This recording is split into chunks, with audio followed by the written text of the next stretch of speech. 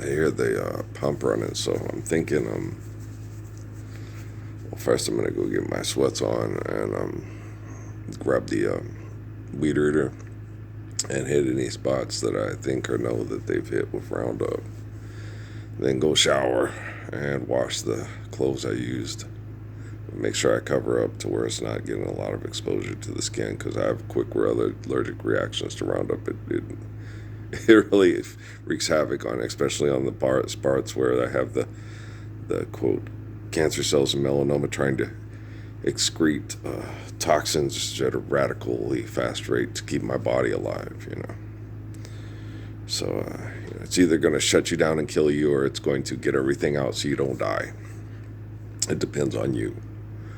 What I do is I just tell the cells, thank you for doing everything you can to try to save me from chemical poisoning from the people that are trying to murder me, and I'm not doing this to me.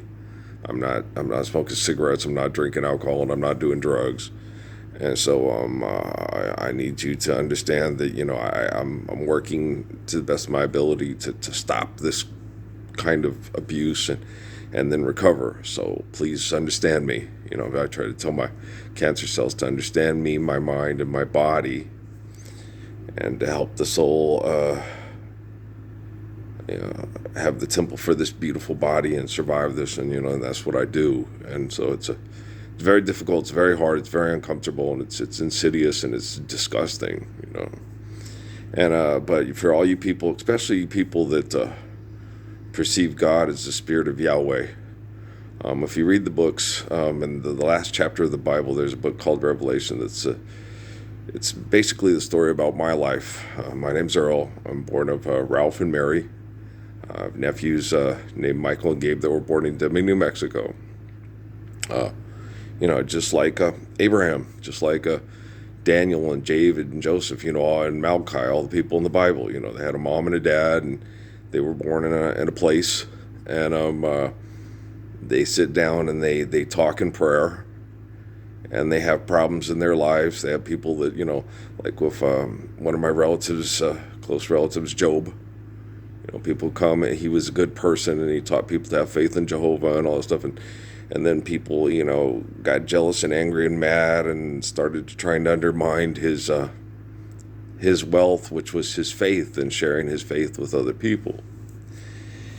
And when you believe that money's real, and you believe that their money's real, and you let them use their technology to turn people like me and Job and Malachi and Jesus into mythology that you talk to over your money, that you use to influence and manipulate, you become the devil and Satan. And you're not talking to me, you're talking to yourself.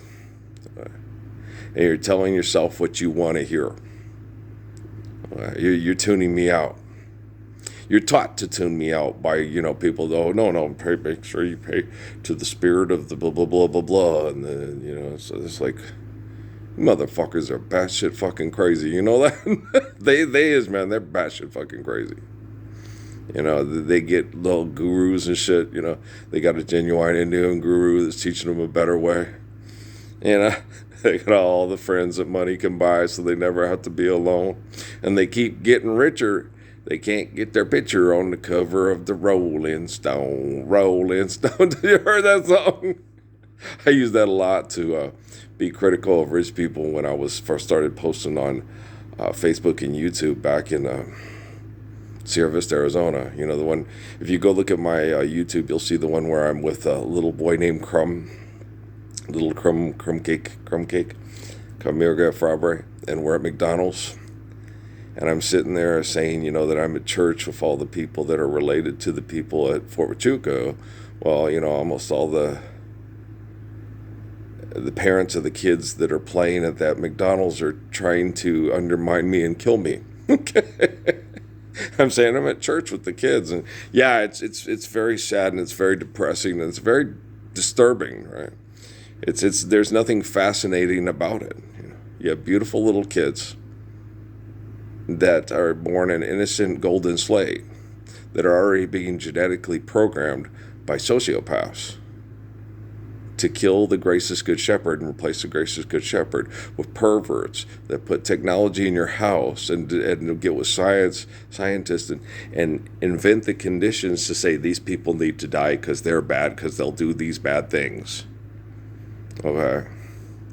And that's what we have going on right now, is you have people that are part of the one group that are targeted to be killed because they're bad by the group that says they're doing bad things because of economics. And then they're trying to kill the other. They're all killing each other over money. But the other group's worse at it than they are. The splinter and the plank. And so it's horrible, Well, last night I was watching some of Fallon. And I didn't watch any Kimmel. I skipped over to Colbert. Right? And at the end of the night thing, the one I was most interested in was this little girl from Louisiana, okay, up near Monroe, where my Shelby's from. Okay. The dyslexic black man that died from his diabetes and diabetes treatment because of constant poisoning, being poor, detailing cars, and having to live near the freeway and in the freeway airport area in Humble, Texas, right? And so, I killed both him and Trisha both. Okay, both my in-laws from my first marriage have passed away from chemical poisoning disease because of poverty. Okay, they're both dead, And my son, who I raised, will sit there and still say, I'll see you when, and it's like, it's hard because, like, Patrick, there is no daddy sang bass, mama sang tenor. And if they're trying to eliminate certain people off the face of the planet, they're going for every genetic sequence. And the thing is they don't see it as the genetic sequences being closely related to them and then eliminating people that will possibly genetically sequence themselves. These are people that can clone or put their brain on a robot. So they see they got to get rid of the people that are closely related to them that are intellectually and emotionally deficient that cause bad thinking in them. That's the way they see it. That's how they think, okay? Don't think like a responsible person who takes responsibility for their own actions. Think like a selfish person who says everybody around me that's not as great and devious and intelligent and good at hunting down and killing people that are inefficient is a threat to my greatness. That's how they I didn't know. So I got this girl in this plane flying around having to, and living in a trailer in Nashville trying to survive to become this famous, next Dolly Parton, And I'm like, fuck, Okay, well, I'll go to sleep and I'll wake up and I'll tell you about it because I don't know. Okay. I don't know what these people are like, I don't know. You know what they like. You live with them. You go to work with them. You hang out with them. You hang out with people that get $2 million a pop to play football in their community. I don't. They don't talk to me. They tune me out, right? And so, but when some people are innocent, and then other people don't talk to him. He's dangerous. He'll get you killed. Life's eternal and grace is infinite. If you talk to me and I listen to you and the prayer is innocent, okay, you're on top of a little horsey with your sister and you're so cute. I will answer the prayer, okay, and I'll say, oh my gosh, you sound a little bit like Dolly, you got a little Dolly in there, Anybody on the down low who knows who I am, my favorite country singer is Charlie Pride, then probably followed closely by Sonny James. Waylon. Oh gosh, Waylon. Waylon's up there, especially the Chet Atkins era. Oh my gosh, I just love that man's voice. Leaving Town is one of my favorite albums of all time. I forgot about him. Well, yeah, you gotta. Country. He's country too. Yeah, but he's like a storyteller in the Chet Atkins thing. But when he goes country, I liked Chet Atkins era better than his other stuff. But I do love World Surprise, 12 White Horses. 6 White Horses. I do like, but I'm sick and tired of war, and I'm sick and tired of the military. I'm sick and tired of all the pretentious bullshit. That killing people makes you a hero. It's like, well, stand up for the Lord's Prayer. Hey, take one for the team, so everybody prays to you as God, so you can stop the Wi-Fi from causing brain damage on people. Come on now, man on up. I'm being facetious. I don't want people to do that. I'm not attempting to die for the arrogant and the ignorant. My thing is to save the golden slates, to save the children from the Wi-Fi and the abuse and the manipulation, the brain damage caused by the insidious programming. You can't program people into being what you want. You have to give them the freedom to understand truth and then live truthfully so they can faithfully love one another. If they're not capable of faithfully loving one another once they're living truth, then they're going to have to be exterminated by drones and robotics technology. That's what's happening at this time. They're still trying to find ways for people to engage in archaic methods of genocide operations and then set up things through those archaic economic dysfunctions that cause violent reactions towards the ecosystem, to cause diseases, to kill people from things like respiratory failure and stuff like they did during COVID. And that's still hideous. They're still actually engaging in that kind of operations. The president of the United States, when he addressed the United Nations about the things about the windmills in the countryside, he's correct. Okay. Giant windmill farms are corporate greed, manipulating people with their owned technology that they ask for money for, then put technology in your house and abuse you with that technology. So he is correct in that regard, but that's just because those people aren't his business partners. Okay, you understand?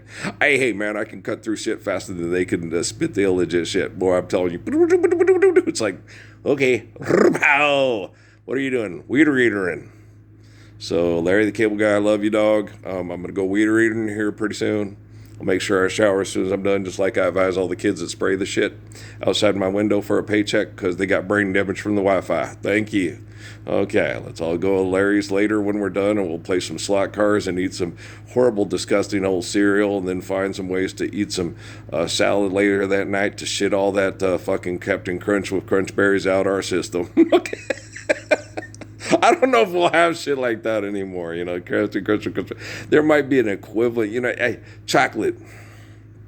I say if you're going to eat something, eat chocolate, because chocolate has things that's good for your heart. And, it's dark chocolate's my favorite because I'm a New Mexican and I eat a lot of things like a Mexican because I've been raised to be a Mexican, So, which is all right with me. I get people, yeah, I'm a Mexican. Josie Aviar, I'm one of you. Okay. You're one of us. She's a believer. She believes in the Lord. She believes he's going to save us with his perfect love. And I totally agree with her. Okay. I totally agree with her. All the believers are going to be protected by him. Life's eternal, grace is infinite. Don't get, to the point where it's like, he's going to keep me from, don't feel like you're invincible physically.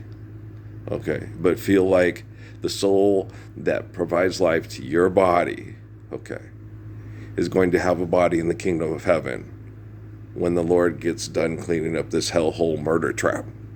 And I'm working on doing it as fast as humanly possible, because I believe people that believe, need to feel it rapidly, because this Wi-Fi is really out of control and it's really fucked. So I'm working on it. So thanks for the prayer. Somewhere over Laredo. One of my favorites is Meet Me Tonight in Laredo by Marty Robbins. Go listen to it if you haven't. Just a welcome a cheer, they say. Yeah, that's a good one. Okay, guys, I love you very much. Hang in there if you feel you can't do anything. If you can do something, pray the Lord's Prayer, say you deserve it. Let the Wi-Fi know. Let the Wi-Fi know the Lord's Prayer is perfect, and murdering people over money is complete insane fucktartidity. You can use that word. I said so. You have our permission. Okay.